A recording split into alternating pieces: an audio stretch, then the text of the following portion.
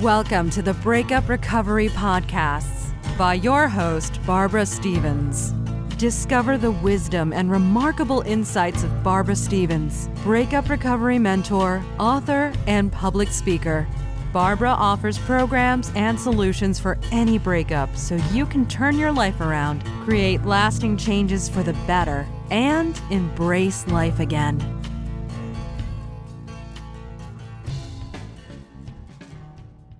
Hello and welcome to my podcast, Breakup Recovery. This is episode number 030. I'm Barbara Stevens and I have with me Carmel today, who is going to share her breakup story. So welcome, Carmel. Thanks, Barb. Carmel, can you tell me briefly about your relationship, how you met your husband and how long you were together for? I met my husband in Brisbane out at a hotel one night, but I had met him previously at a party. We were probably together around 18 years and married for 16 of those years. At first, the relationship was good, it was exciting, and we used to have a lot of fun together. Unfortunately, being brought up by his mother and was a bit of a chauvinist, and I should have picked it up early in the relationship. Little things like he wouldn't cook dinner, he wouldn't do the washing up. Things like that start to niggle at you after a while, so I started to feel a little bit unhappy at that point and even did a course done by a guy called Bert Weir. I think it was called something like How to Say No and Not Feel Guilty, that I did with my husband, trying to work things out, but he didn't and wouldn't change. So I guess I never really trusted him. He was very flirtatious when we went out and I used to get jealous. But I'm guessing that's how it started, and that's a little bit of a progression on how it went until we separated. He was never good with the children, never wanted to change nappies or do anything. He just wanted to lead a single life but be married. So how long did the marriage last? 16 years. Wow. We didn't fall pregnant until about 4 years after we got married, trying, but didn't happen. Okay, my ex-husband worked at a radio station and had a very big social life for a lot of our marriage years. He just wanted a family, but I guess because of his upbringing didn't know how to be a real father, as he hadn't really been brought up with a father. So that was a big challenge in that one. Any other challenges that you had in the relationship? I think there were challenges from the beginning, as I just said previously, with the chauvinism and not helping around the house. Challenges were with children, him not participating or doing things, never going to any of the kids' sports or parent-teacher interviews, just not interested. I got sick of going to them alone, so a really big challenge was his flirting and staying out till all hours of the morning and me not knowing where he was or what he was doing, and did find out that he did have several affairs in our relationship, which I guess I wasn't surprised at. So did you challenge him when he came home at some late hour? I did, but he would just say, "You've got green eyes, don't be so jealous." But I knew. So how did you find out about the affairs, Carmel? One affair I found out was a lady, I kept getting anonymous phone calls, and then she would say things like, "And you think he doesn't lie?" Or there'd be a song playing. And one day I just said to him, I mentioned a name to him that's making those phone calls. I just had a gut feeling it was a person he'd worked in at one of the radio stations. And he said, "I don't know, but I'm going to Brisbane tomorrow, so I'll go and see her and ask her." And he came back and said, "Yes, it is her." And then she continually kept ringing me or writing letters. She would turn up at our house on the Sunshine Coast, follow his business car around. It got very challenging. Ended up at a police station where she wanted mediation. The whole time my ex-husband denied it.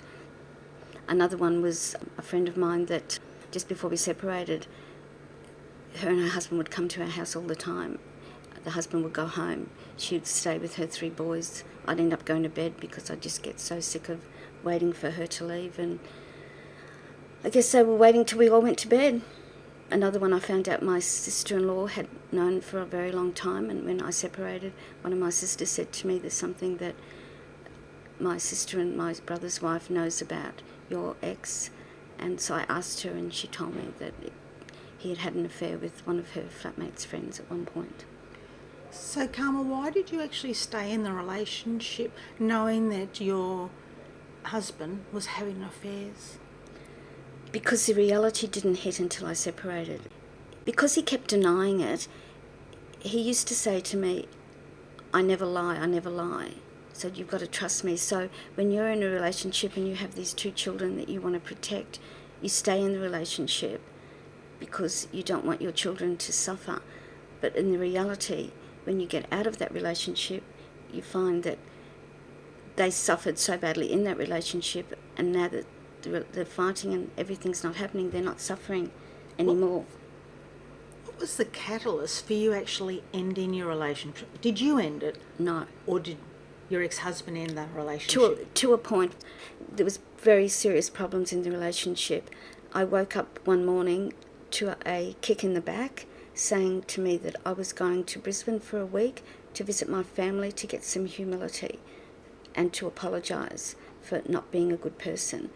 I had no choice. My children were not to be told. I was so scared of this man that I had to do everything that he said because I didn't want him hurting the girls. I had a very good neighbour who I told, and she insisted that I go to legal aid and get some legal advice, which I did.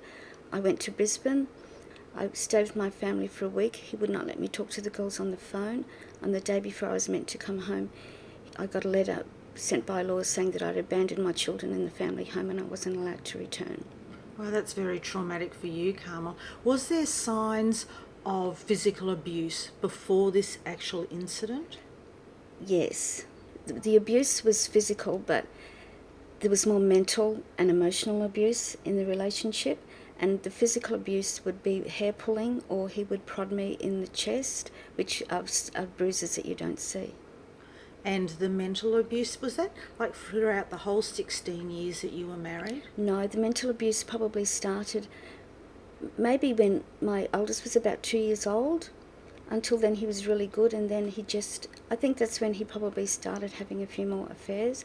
So whether he was feeling guilty about that or he didn't think I was a good wife or a good person, he would tell me that I was stupid, other things. So obviously I had no self-esteem. I did start to think that I was stupid, that I wasn't a very good person. So I'm guessing that went on for quite a few years. So by, I guess, the time that the catalyst of the breakdown of the relationship, by that time your self-esteem was very low, you were quite afraid of this man, and you basically did exactly what he asked or told you to do. I did. We worked out, the girls and I, that you didn't argue with him, you agreed with him. Even if you thought you were wrong, you apologised. You would say, I'm sorry. He would say, no, you're not. So the easiest way then was to agree with him and go with the flow, because he never lost an argument in his mind. He would nag and nittle until he just drove you down so badly that he just never lost an argument. He always had to win. He was like that with his friends too. So he actually was verbally abusive to not only you, but his children as well. Verbally abusive in a demeaning way. He would say to my eldest child, if she was in a bad mood, what, you got your period or something. She was 9 years old. He actually at one point told my eldest that she was a liar and that she was a bad person, and so every night she would have to go into her bedroom and with me, and she would have to read self-esteem books or books to better you as a person, while her younger sister was out with Dad having fun. So when the actual breakup happened, how were you feeling emotionally? I was lost and confused, but I wanted to protect my girls, and he had my girls because I was in Brisbane and I wasn't allowed to see them. So what happened was, after the breakup, I was continually harassed by my ex. I was also continually harassed by the woman in his life. Stupid stuff like turning up at my home for no reason, and I'd ask them to leave and they'd say, no, it's common land. Or I had 2 references from businesses on the coast for my family law matter. He went to those businesses, one being a preschool, and asked them to take back their references. He went to the school tuck shop and told them I was stealing money from the school tuck shop which had to be investigated.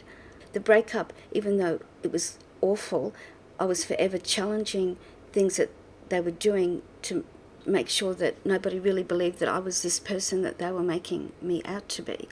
So every little thing that happened made me stronger and stronger and stronger. So then I started to look at the breakup and realise that it's the best thing that could have ever happened.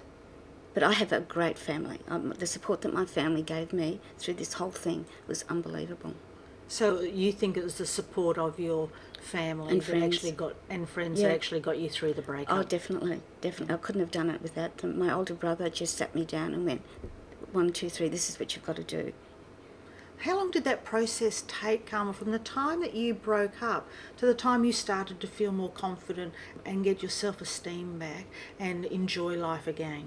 Well, I was very lucky that when I found accommodation for myself and the girls, because what had happened one day down at a sporting activity when he wasn't doing something, I actually took my car back from him and I took the girls and we drove to Brisbane. So then I had my girls back. So I found accommodation in a lovely block of units, and there was about 9 single parents out of about 18. We would all sit around. Our children seemed to go to the other party on the same weekend, so we would sit around the pool having pizza and a couple of wines, and we'd talk. And so I was lucky that I had that backup, not only from my family, so moving into this unit and having friends and meeting friends that I still have today helped me get through the process a lot faster than it would be if I was sitting in a unit or a home by myself every time the girls went away. So it's just all to do with support. I think because I was so relieved it was finally over, other than all the court cases and all the other stuff that was going on, I could handle that because I was happy again. So looking back on the breakup now, how do you feel? I feel sad that my marriage broke down. I feel sad that my girls didn't have a father because they haven't seen him for a long time now. I feel sad that he's alone sometimes. I feel happy. I feel happy now. I've got my self-esteem back. I know I'm not stupid. I've never been so low as I was when my marriage broke up, and all of a sudden I thought I was never going to see my girls again, or he was having custody and I was going to see them every second weekend or whatever. It was a feeling that I'd never want anybody to go through, but I know that everyone goes through it every day, so it's awful. It's really awful. But you get through it, you know. I'll tell you what happened. Just before I broke up, my mum came to visit me for the weekend. I picked her up. We drove into our driveway and I said to her, "Mum, things aren't good here. It's not a good environment in this house. I just wanted to let you know." Now, my mother was one of the holiest, most devout Catholics I have ever met in my life. My mother said to me, "Leave him, because every day you'll wake up with peace of mind." And you know what? I do. And you know what? I give that advice to anybody that I know that's not happy in a relationship, because you do. You wake up every morning, and you know that no one's going to be harassing you or pushing you or yelling at you. You just wake up and you can have breakfast and you don't have any hassles. And you felt that from the time that you moved into the unit with your children? I did. Other than incidents that might happen. And I tell my girls that, you know, if you're unhappy, I've taught them to value the friendships and the relationships that they have, but if they have any suspicion that anything could go wrong, then they need to walk away if it can't be resolved. Thank you, Carmel, for being willing to share your story. I find your story interesting and inspiring for other people that are probably maybe in your situation of verbal or physical abuse. And I think it took a lot of courage for you to get through those dark days, especially when your husband sent you away and was then told that you weren't going to get your children back. I think it takes a lot of courage, and good for you for finding the strength within you to move forward. And it's good that you did have family and friends to support you. So thank you, Carmel. Thank you for sharing your story. My pleasure. If you would like to hear previous Breakup Recovery podcasts, visit barbarastevens.com.au. Connect with Barbara Stevens on social media with Barbara Stevens Breakup Recovery Mentor on Facebook and at You'll Be Okay on Twitter. Read further blogs, view webinar replays, and download your free ebook, 3 Easy Steps to Surviving Your Breakup, and much more at barbarastevens.com.au.